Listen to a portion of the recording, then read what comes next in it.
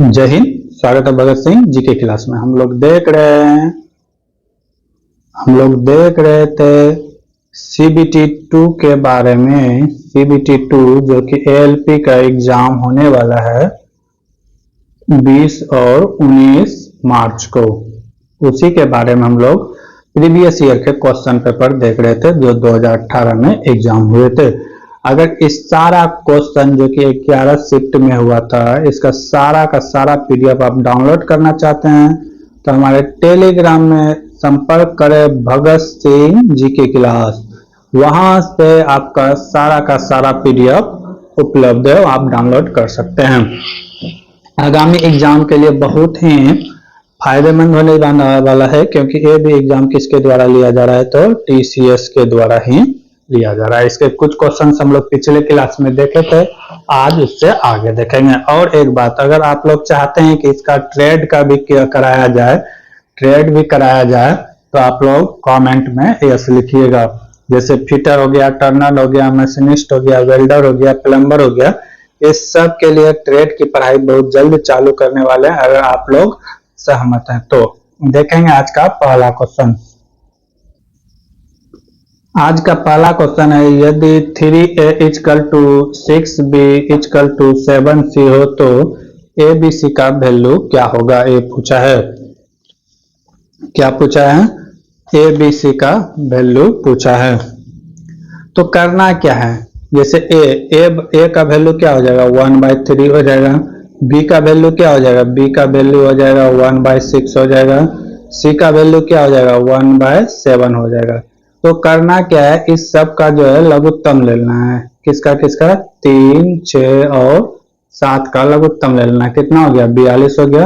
अब ये 42 से सब में मल्टीप्लाई कर देना है। क्या कर देना है? 42 से सब में मल्टीप्लाई कर देना है। अब इसके बाद कटा देंगे, जो आएगा वो आंसर होगा। कितना बार में कटेगा? 42 बार, 14 बार में। ये कितना बार में कटेगा? 7 बार में।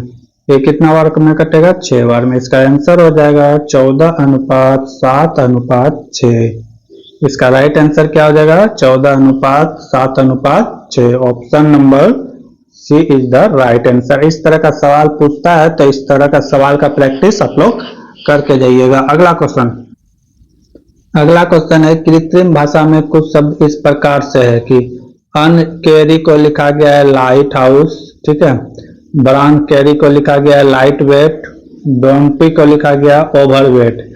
तो इसमें क्या करना है कि आपको पूछा गया है कि ओवर ड्राइव का मतलब क्या होगा। तो यहाँ पे क्या किया गया है कि सब लेटर को मिला के रखा गया है, तो उसको हम थोड़ा सा अलग बनाएंगे। जैसे UNA एक लेटर है, उसके बाद CRY कराए है। इसको क्या लिखा गया है? इसको लिखा गया है लाइट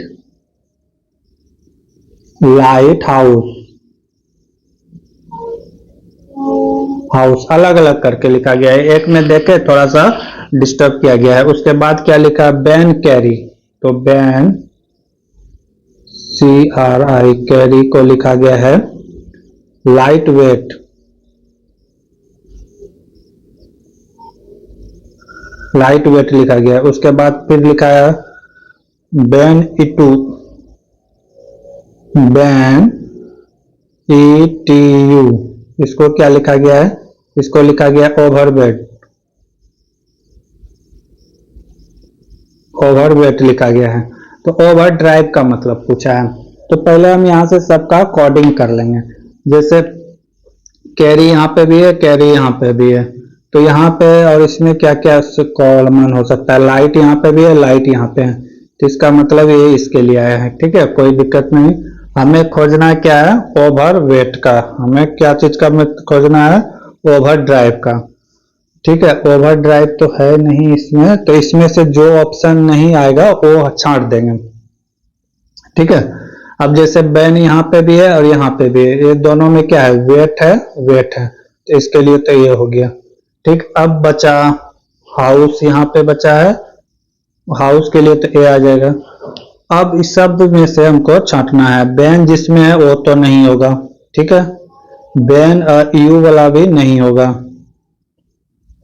ये वाला भी नहीं होगा, इसमें CRI है तो ये भी नहीं होगा, तो एक ही बचता है, ऑप्शन नंबर बी बचता है। It is the right answer होने वाला है। अगला क्वेश्चन, अगला क्वेश्चन क्या है, वाक्य के खंडों को सही क्रम में पुनर्व्यवस्थित करें। कारण के संदर्भ में एक ग्राहक है, क्या कह रहा है कि एक ग्राहक है, उसके बारे में XYZ 3 क्वेश्चन दिया गया। इसमें पहले बताना है कि किस तरह हुआ होगा। X क्या कह रहा है कि संभावना है कि उन्हें वास्तव में चेंजिंग कर लिया है, लेकिन तक है। अब Y में क्या है, Y में है वे चेंजिंग रूम से बाहर नहीं आए होंगे, एक कारण ये भी है। अगला है कि कपड़े निराशाजनक रूप से अनुपयुक्त होगा। तो इसमें समझाना है, यानी कि सेटिंग करना है कि पहले कौन सा आएगा, उसके बाद क्या हो सकता है। तो सबसे पहले Y आएगा। Y क्या कहता है, वे चेंजिंग रूम से बाहर नहीं आए होंगे, ठीक है। उसके बाद क्या होगा, एक संभावना है कि जब रूम से बाहर नहीं आए तो संभावना क्या हो सकता है, वही कर रहा है कि संभावना है कि उन्हें वास्तव में चेंजिंग तो कर लिया है, लेकिन कपड़े निराशाजनक से है, यानी कि कपड़ा उसे पसंद नहीं है, यही सेट कर रहा है।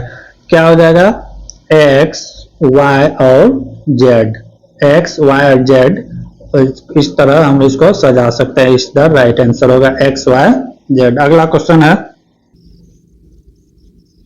अगला क्वेश्चन है, यदि एक बहती नाव पर धारा 12 किलोमीटर घंटा की चाल से जाती है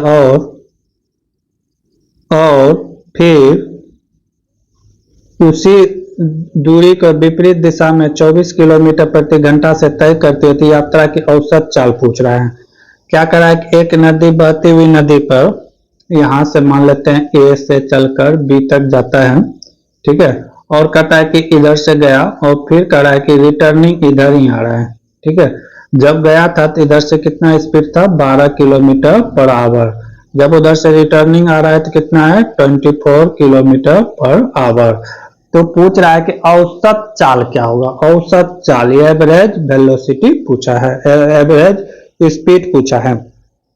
तो औसत चाल का फॉर्मूला पता होगा, औसत चाल बराबर होता है 2 गुना जिधर से जो दूरी गया और उधर से जाया, मान लेते हैं X था और ये Y था, तो क्या होता है 2 गुना X इंटू Y और नीचे हो जाता है X प्लस Y, ठीक है। बस इसी का वैल्यू पुट कर देना है। ये हो गया 2, इधर से गया था तो वो चाल कितना था, 12 किलोमीटर प्रति आवर, तो 12, जब उधर से आया था कितना था, 24, तो गुना 24 बटे क्या हो जाएगा, इस दोनों को जोड़ देंगे, 12 और 24 को जोड़ेंगे कितना हो जाएगा, 36। इसको कटा देंगे, कितना बार में कटेगा, 18 बार में। अगर इसको कटाते हैं तो 2 बार में, ये 3 बार में, ये 3 से कितना बार में, 8 बार में, 8 दूना 16 किलोमीटर प्रति आवर हो जाएगा एवरेज स्पीड, ठीक है। एवरेज स्पीड कितना हो जाएगा, 16 kilometre per hour. Option number 4 is the right answer. अगला क्वेश्चन, अगला क्वेश्चन है, एक विकल्प का चयन करें जो तीसरे शब्द से उसी प्रकार संबंधित है जो पहले सबसे पहला। तो पहला क्या है, पत्र लिफाफा, तो दूसरा खंजर पूछ रहा है। पत्र किस में रहता है, तो लिफाफा के अंदर रहता है। पत्र कहाँ रहता है, तो लिफाफा के अंदर रहता है। तो उसी तरह पूछ रहा है खंजर, खंजर कहाँ रहता है, तो म्यान में रहता है। इसका जो होता है तलवार वाला जो रखते हैं तो उसको क्या कहते हैं, म्यान कहते हैं। तो इसका राइट आंसर क्या हो जाएगा, म्यान। ये रीजनिंग का क्वेश्चन है। अगला क्वेश्चन, अगला क्वेश्चन है, बिंदु -4, 7 और 2, 3 से जुड़ने वाले परिच्छेद के मध्य बिंदु के निर्देशांक बताइए। इस तरह का क्वेश्चन जो है TCS का फेमस है, TCS का फेमस क्वेश्चन है, आता ही आता है। कोई भी एग्जाम दो, NTPC दो या फिर कोई भी एग्जाम दो, रेलवे का या SSC का, इस तरह का क्वेश्चन आता है। और ये क्वेश्चन बहुत ही आसान होता है, बच्चे छोड़ देते हैं, लेकिन आज के बाद छूटना नहीं चाहिए इस तरह का क्वेश्चन। क्या करा है, बिंदु A मान लेते हैं, ये बिंदु A है, ये मान लेते हैं बिंदु B है। जुड़ने वाले परिच्छेद, परिच्छेद के बारे में पूछ रहा है, ये कहीं जुटेगा, इसका परिच्छेद पूछ रहा है। तो बिंदु के निर्देशांक बताए। A का वैल्यू दिया हुआ है, A का वैल्यू ये मान लेते हैं A है, A मान लेते हैं B है। ठीक है, तो ए का वैल्यू दिया हुआ है, क्या दिया है, -4 और 7 दिया हुआ है, यही तो दिया हुआ है। और इसका वैल्यू क्या दिया हुआ है, इसका वैल्यू दिया हुआ है 2 और 3, यही दिया हुआ है। तो मध्य बिंदु पूछ रहा है, तो इसको मान लेंगे, इसको मानेंगे x1, इसको मानेंगे y1, ठीक है, इसको मानेंगे y1, इसको मानेंगे x2, इसको मानेंगे y2, और कुछ नहीं करना है। सवाल में जितना हम कर रहे हैं उतने करना है और बाकी कुछ नहीं करना है। अब क्या करेंगे कि x वाले को एक जगह और y वाले को एक जगह जोड़ देंगे। तो x वाले क्या करेंगे, x1 plus x2 bye 2, average निकाल रहे हैं तो x2, इसमें क्या करेंगे y1 प्लस y2 बाय 2। अब सबका वैल्यू पुट कर देंगे। x1 का वैल्यू कितना है, -4, और y का x2 का वैल्यू कितना है, तो 2 प्लस 2, ठीक है, बाय 2। इधर क्या हो जाएगा, इधर x1 के जगह में क्या है 7 प्लस y2 के जगह में क्या है, तो 3, बाय कितना हो जाएगा 2, बाय क्या हो जाएगा 2। अब इसको जोड़ेंगे तो प्लस 4 का माइनस में है चिन्ह, तो ये प्लस में, तो क्या हो जाएगा -2 बाय 2। इधर कितना आ जाएगा 5 गुना 10 बाय 2, ठीक है, 10/2। ये कट के कितना हो जाएगा 5 हो जाएगा, और एक कट के कितना हो जाएगा -1। तो इसका आंसर क्या आ जाएगा, -1 और 5, -1 और 5 is the right answer, option number 2। बहुत ही आसान सवाल था और इस तरह का सवाल छूटना नहीं चाहिए एग्जाम में। अगला क्वेश्चन, अगला क्वेश्चन है, दो कथन दिए गए हैं 1 और 2, आपको बयान सत्य मानते हुए राइट करना है। क्या कर रहा है कथन, कुछ गाड़ी घोड़ा गाड़ी है, कुछ गाड़ी है, ठीक है, क्या कर रहा है कि घोड़ा गाड़ी है, कुछ, तो ए वाला पार्ट क्या है, ए वाला पार्ट घोड़ा गाड़ी है, क्या है घोड़ा गाड़ी, ठीक। आगे क्या कर रहा है कि सभी, आगे क्या कर रहा है कि सभी गाड़ी ठेला गाड़ी है, सभी गाड़ी, जो ए वाला गाड़ी है, ए वाला गाड़ी है, ये क्या कर रहा है कि ठेला गाड़ी है, क्या है ठेला गाड़ी है, ठीक, यही क्वेश्चन था। ये सारा गाड़ी क्या है, ठेला गाड़ी है।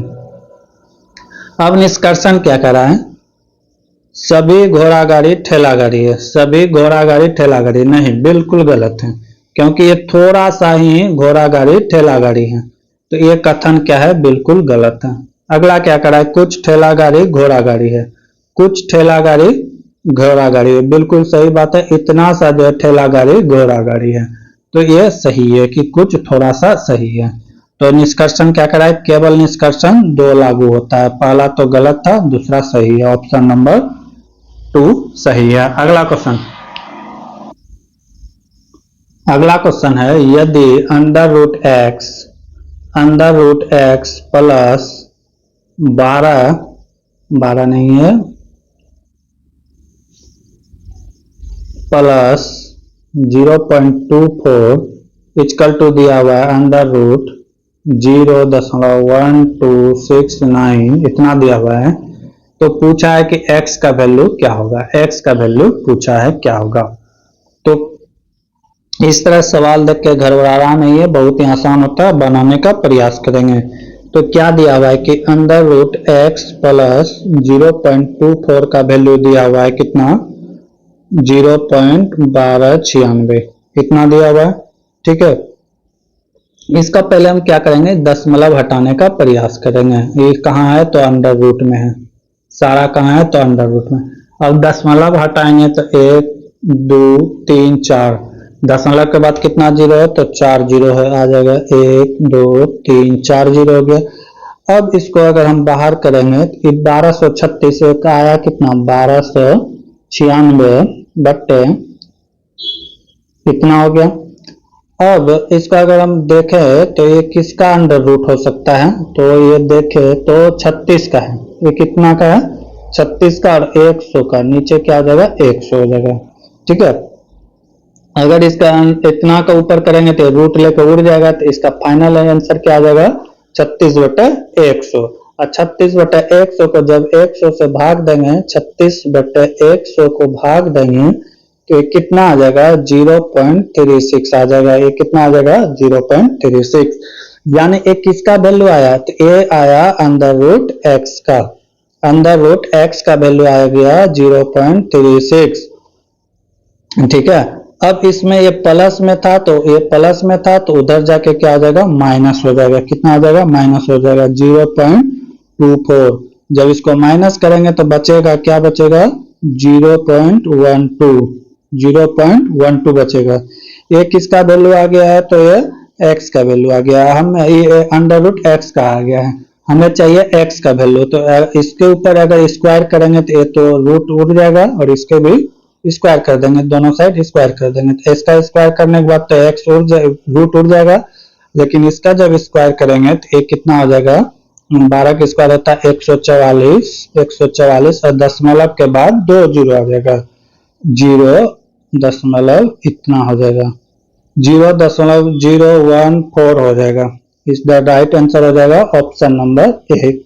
तो कुछ करना नहीं था, बहुत ही आसान सब सवाल था, बस इसे थोड़ा सा माइंड स्थिर करके बना लेना था। अगला क्वेश्चन 34 नंबर सवाल क्या कर रहा है, यदि 90 डिग्री सेंटीग्रेड तापमान वाले आधा लीटर मतलब 0.5 लीटर पानी को 10 सेंटीग्रेड तापमान वाले 3.5 लीटर मतलब 7/2 लीटर ठंडे पानी के साथ मिलाया जाता है तो कोई उष्मा हानि न होने पर अंतिम संतुलन कितना होगा। यानी कहता है कि उसके बाद जो एक हाफ लीटर का पानी है और एक 3.5 लीटर का पानी है, इसका टेम्परेचर 90 डिग्री है और इसका टेम्परेचर है 10 डिग्री। यह है 3.5 लीटर, है 0.5 लीटर।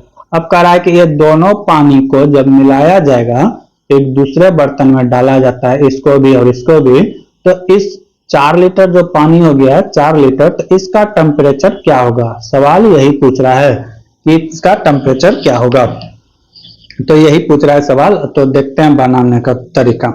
ठीक है, पहला तापमान देखेंगे। तापमान पहले कितना है, तापमान को डेल्टा थीटा टी से डोनेट करते हैं। ठीक है, क्या चीज से डोनेट करते हैं, थीटा से। क्या चीज से डोनेट करते हैं, थीटा 1 का वैल्यू दिया हुआ है 90 डिग्री 90 सेंटीग्रेड, कोई दिक्कत नहीं।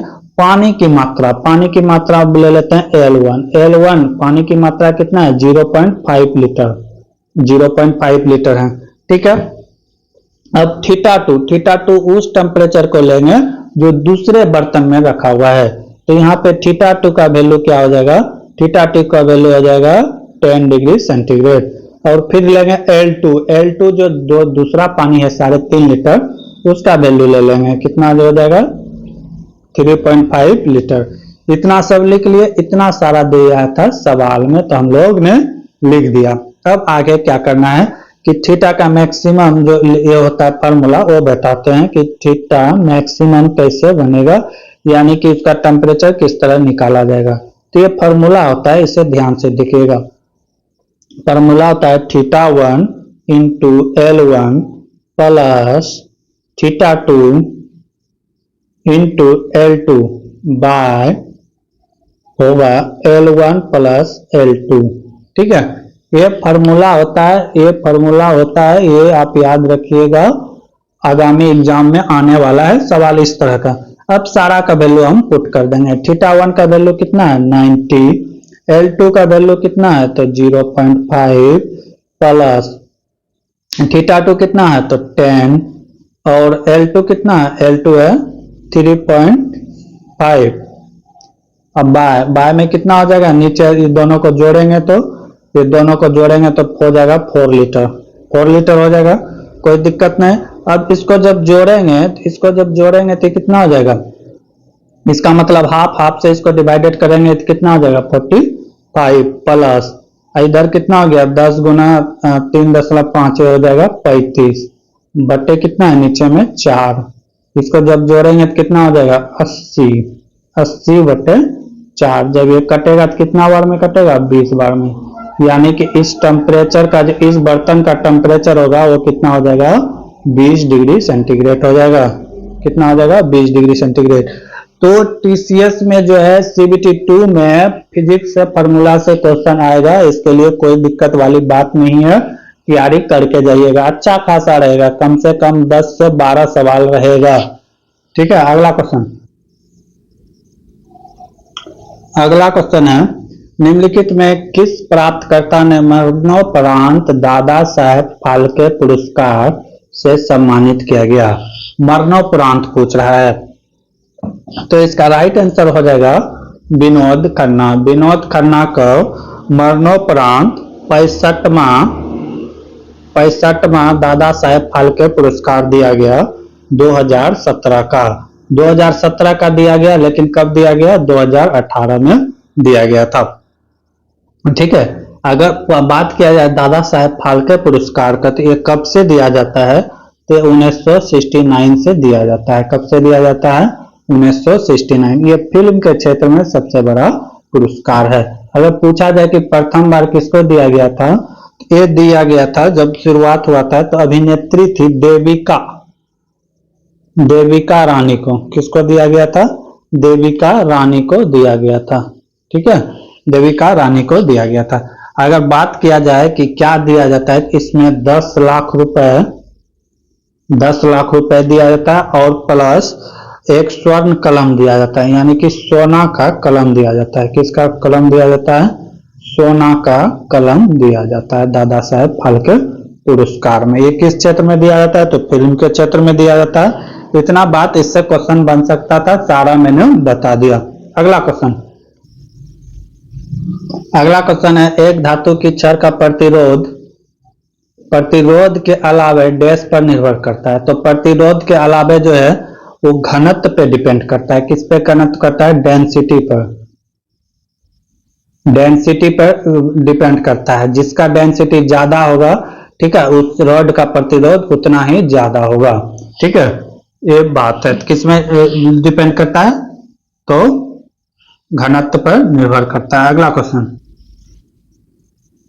अगला क्वेश्चन है, 500 केजी द्रव्यमान के एक ट्रक 25 मीटर पर सेकंड से 35 मीटर प्रति सेकंड तक त्वरित किया जाता है, तो इसकी गतिज ऊर्जा में होने वाले परिवर्तन को ज्ञात कीजिए।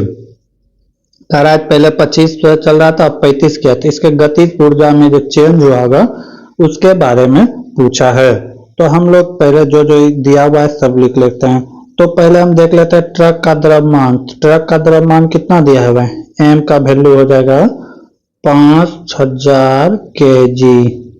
5000 केजी। ठीक है, उसके बाद अंतिम वेग क्या दिया हुआ है? अंतिम वेग ये वाला है। अंतिम वेग को क्या चीज से डोनेट करते हैं? तो यू से डोनेट करते हैं। क्या चीज से डोनेट करते हैं? यू से। तो यू बराबर दिया हुआ है 35 मीटर पर सेकेंड, और भी बराबर दिया है, आरंभिक वेग हो जाएगा, ये हो जाएगा, तो ये हो जाएगा, ये होता है यू। ठीक है, ये भी, तो ये हो गया 25 मीटर पर सेकेंड। ठीक है, अब यहां से गतिज ऊर्जा में होने वाले परिवर्तन, गतिज ऊर्जा में होने वाले परिवर्तन पूछ रहा है।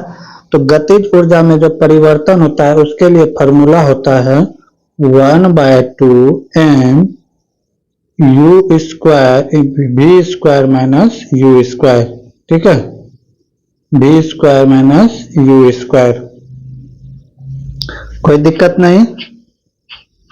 ठीक है, अब यहाँ पे हम वैल्यू पुट कर देंगे 1/2। m का वैल्यू कितना दिया हुआ है? m का वैल्यू यहाँ दिया हुआ है कितना? 5000। तो 5000 हो गया, इनटू v, u ये क्या है? v कितना हो गया? 35 का स्क्वायर माइनस 25 का स्क्वायर। ठीक है, तो हम लोग ये फॉर्मूला जाने होंगे a square minus b square. तो क्या होता है? a प्लस b और इंटू a माइनस b होता है। तो वही फॉर्मूला में इसको पुट कर देंगे। ठीक है, इसको पुट कर देंगे। क्या हो जाएगा? 1/2 इंटू 5000 इंटू, एक बार क्या हो जाएगा?